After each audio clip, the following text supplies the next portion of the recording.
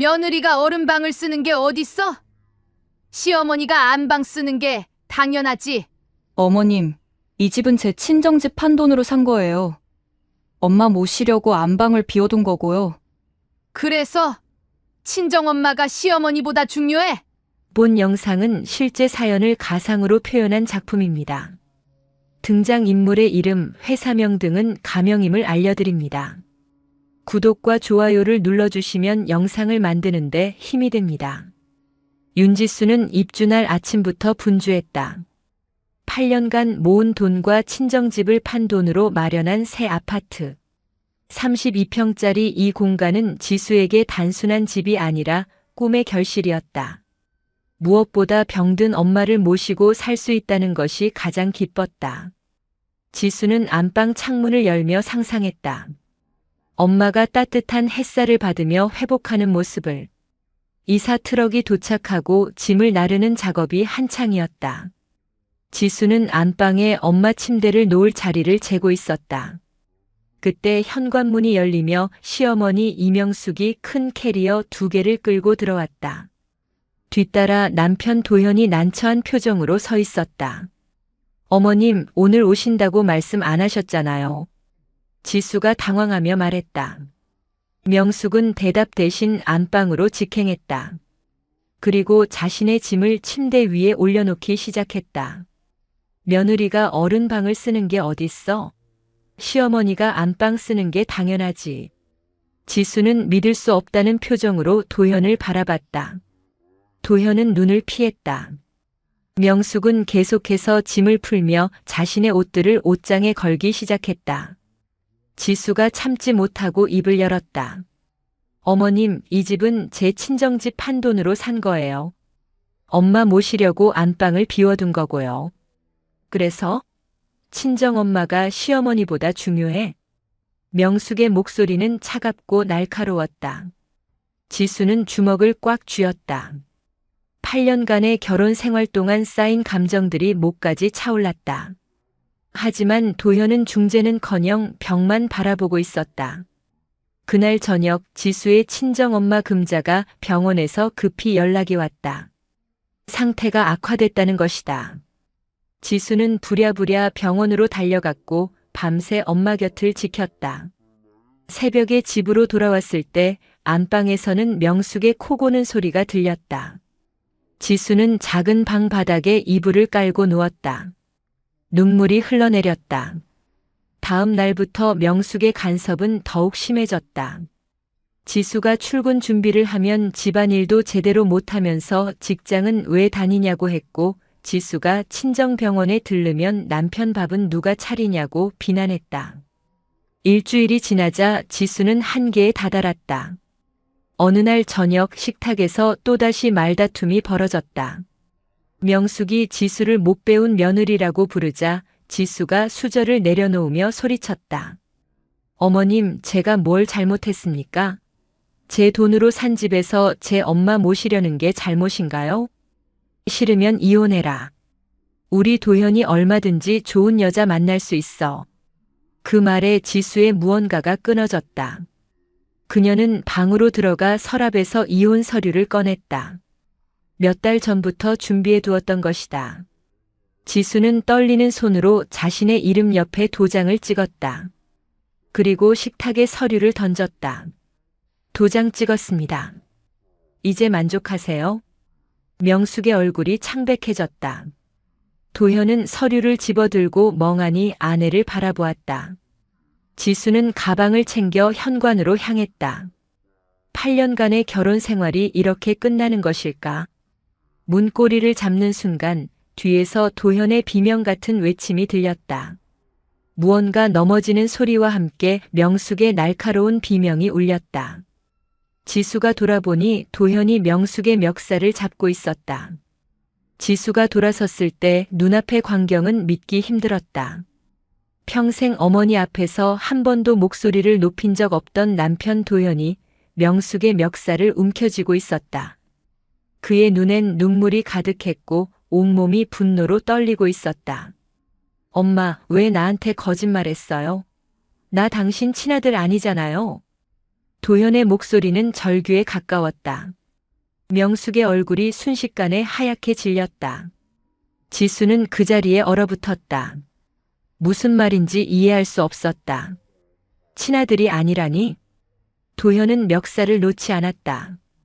그의 손은 떨렸지만 눈빛은 확고했다. 8년간 지수가 한 번도 본 적 없는 남편의 모습이었다. 제발 대답해요. 왜 평생 나를 속였어요? 명숙이 주저앉으며 흐느끼기 시작했다. 그녀의 강한 모습은 온데간데 없고 나약한 노인의 얼굴만 남아있었다. 한참을 울던 명숙이 떨리는 목소리로 입을 열었다. 미안하다. 내가 내 전부였어. 그래서 버릴 수 없었어. 도현은 벽에 등을 기대고 주저앉았다. 지수는 서둘러 남편 곁으로 다가가 그를 감싸 안았다. 도현은 지수의 품에서 아이처럼 울기 시작했다. 38년을 살아온 자신의 정체성이 한순간에 무너지는 고통이었다. 명숙은 바닥에 앉은 채 천천히 이야기를 풀어놓았다. 30여 년 전 그녀는 전 남편과 결혼했지만 아이를 가질 수 없었다. 불임이라는 사실을 숨기기 위해 온갖 거짓말을 했고 결국 전 남편은 전처의 아들 도현을 데려왔다. 당시 5살이었던 도현.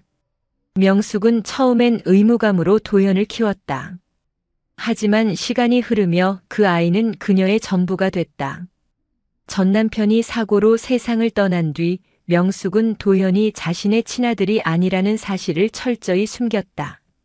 출생신고서를 위조하고 과거를 아는 사람들과 연락을 끊었다. 도현을 잃을까봐 두려웠기 때문이다.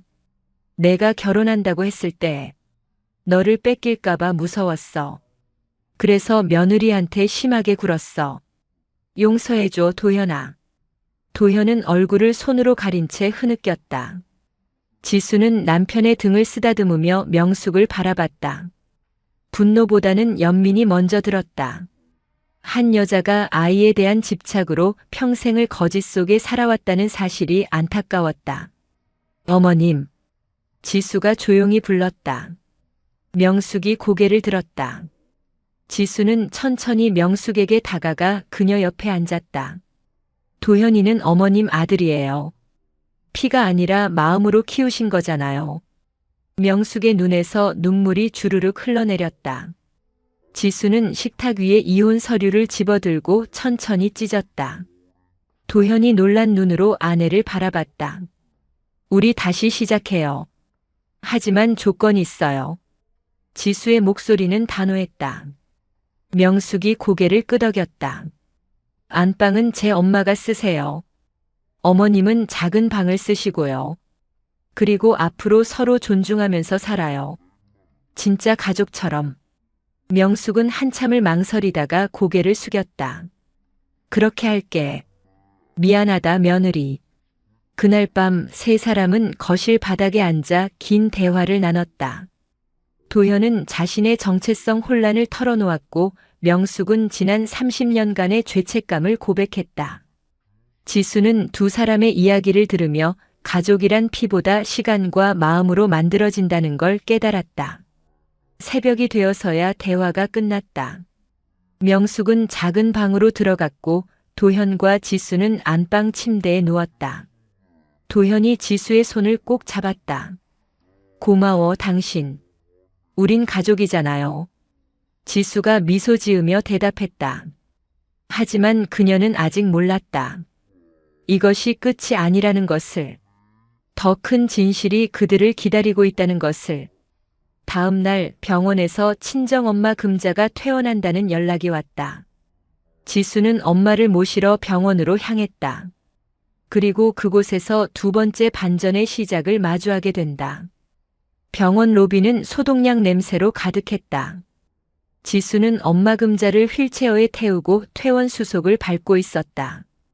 담당 의사는 집에서 충분히 쉬면 회복될 거라며 안심시켰다.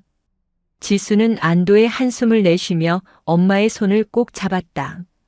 엘리베이터를 기다리는 동안 금자가 갑자기 복도 끝을 응시했다. 그녀의 얼굴이 창백해지더니 몸이 떨리기 시작했다.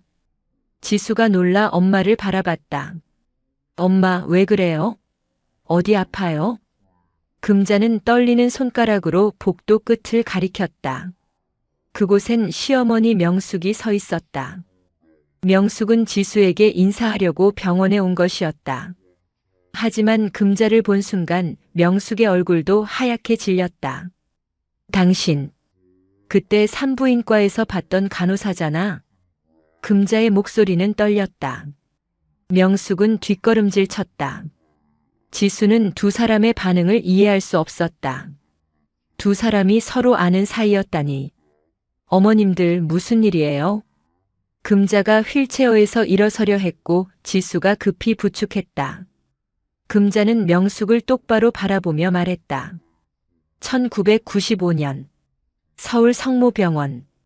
당신이 거기 간호사였지? 명숙이 고개를 떨구었다. 그녀의 입술이 파르르 떨렸다. 지수는 점점 불안해졌다. 무언가 큰 비밀이 드러나려는 순간이었다.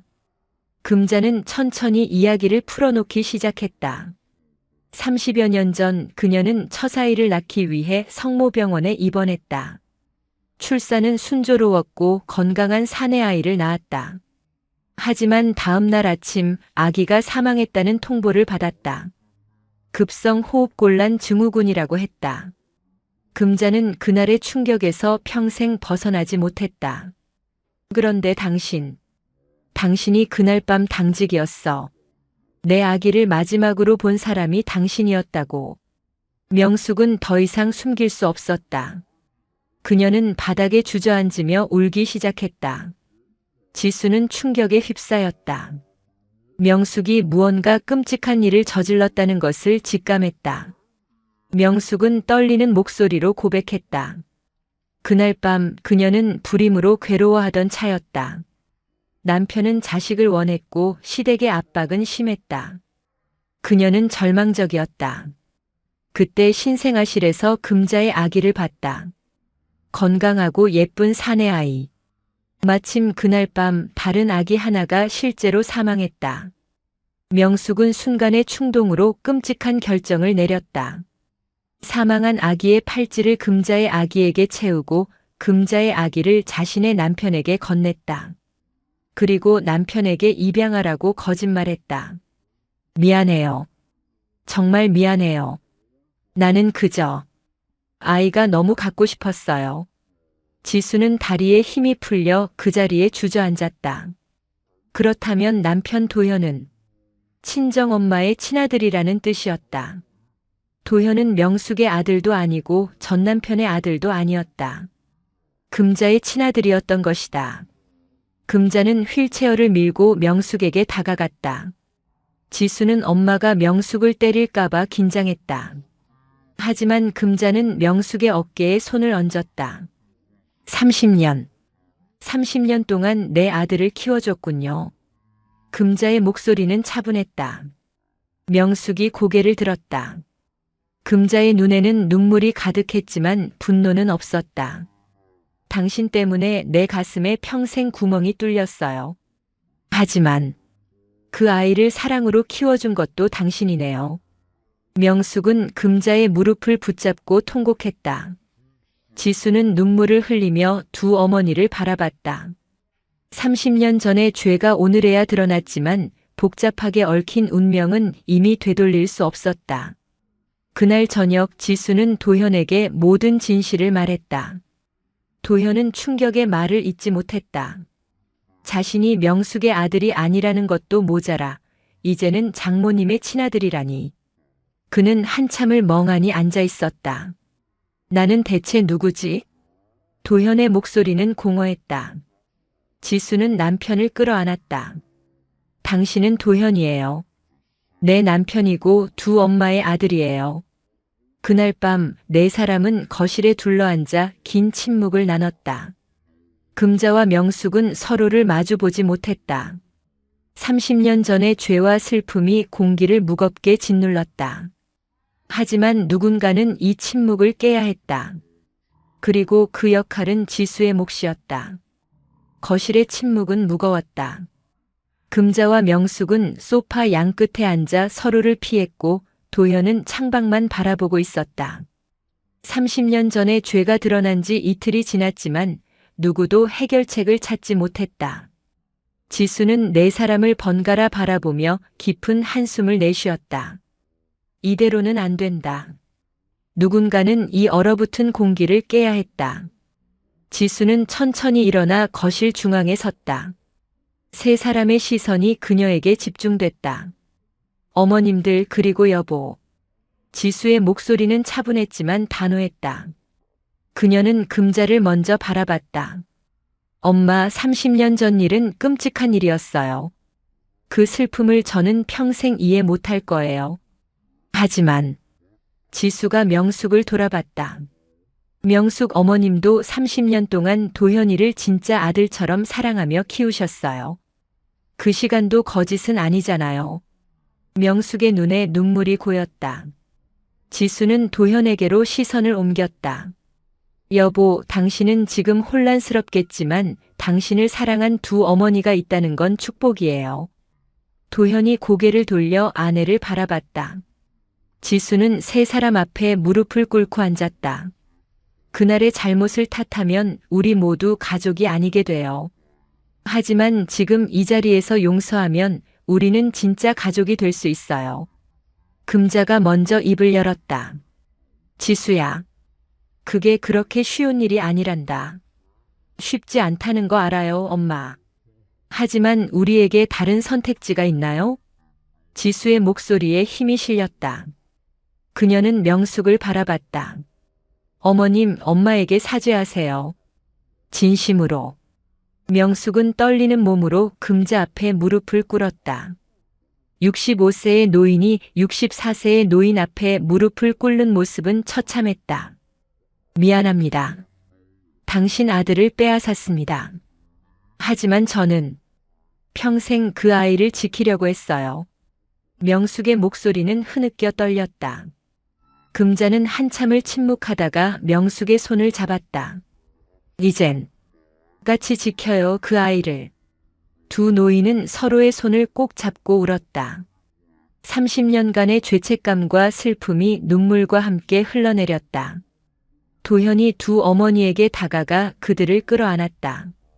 지수도 그 품에 합류했다. 네 사람은 거실 바닥에서 한참을 울었다. 그날 이후 집안의 분위기가 조금씩 변하기 시작했다. 금자는 안방에 자리를 잡았고 명숙은 작은 방에서 지냈다. 처음엔 어색했지만 두 어머니는 조금씩 대화를 나누기 시작했다. 명숙이 도현을 키우며 겪었던 일들을 금자에게 들려줬고 금자는 30년간 잃어버린 아들을 그리워하며 살았던 이야기를 나눴다. 어느 날 아침 지수가 출근 준비를 하는데 주방에서 웃음소리가 들렸다. 놀라서 들여다보니 금자와 명숙이 함께 김치를 담그고 있었다. 두 사람은 도현 이야기를 하며 웃고 있었다. 우리 아들이 어릴 때 김치를 못 먹었어요. 명숙이 말했다. 금자가 고개를 끄덕였다. 내가 임신했을 때 김치를 너무 많이 먹어서 그런가 봐요. 두 어머니는 눈을 마주치고 미소 지었다. 지수는 그 모습을 보며 가슴이 뭉클해졌다. 진짜 가족이 되어가고 있었다. 한 달 후 지수는 가족 회의를 열었다. 안방 문제를 다시 논의하기 위해서였다. 하지만 이번엔 싸움이 아니라 합의를 위한 자리였다. 안방을 두 분이 함께 쓰시는 건 어때요? 지수의 제안에 두 어머니가 놀란 표정을 지었다. 지수는 웃으며 설명했다. 안방이 제일 넓잖아요. 침대 2개 놓고 두 분이 함께 쓰세요. 서로 돌봐드릴 수도 있고요. 금자와 명숙이 서로를 바라봤다. 잠시 침묵이 흐른 뒤 금자가 먼저 고개를 끄덕였다. 그것도 괜찮겠네요. 명숙도 조심스럽게 동의했다. 그렇게 안방의 주인은 두 어머니가 됐다. 더 이상 누가 주인인지를 따지지 않았다. 함께 나누는 공간이 됐다. 어느 겨울 저녁 네 사람은 거실에 둘러앉아 저녁을 먹고 있었다. 창밖으로 눈이 내렸다. 명숙이 금자의 밥그릇에 반찬을 올려주고 금자는 명숙에게 물을 따라줬다. 도현은 두 어머니를 번갈아 바라보며 미소 지었다. 지수는 그 광경을 보며 생각했다. 가족은 피로 정의되는 게 아니다. 함께 밥을 먹고 서로를 돌보고 용서하며 살아가는 것. 그것이 진짜 가족이다. 여보, 뭐 생각해? 도현이 물었다. 지수가 미소 지으며 대답했다. 우리가 진짜 가족이 됐다는 생각. 식탁 위로 따뜻한 김이 피어올랐다. 창밖에 눈은 계속 내렸고 집안은 따뜻했다. 안방 다툼으로 시작된 이야기는 이렇게 진정한 가족의 의미를 깨닫는 것으로 끝났다. 용서는 과거를 지우는 것이 아니라 새로운 미래를 함께 만들어가는 것이었다. 이야기가 감동적이었다면 구독과 좋아요 눌러주시고 주인공에게 응원의 댓글도 부탁드립니다.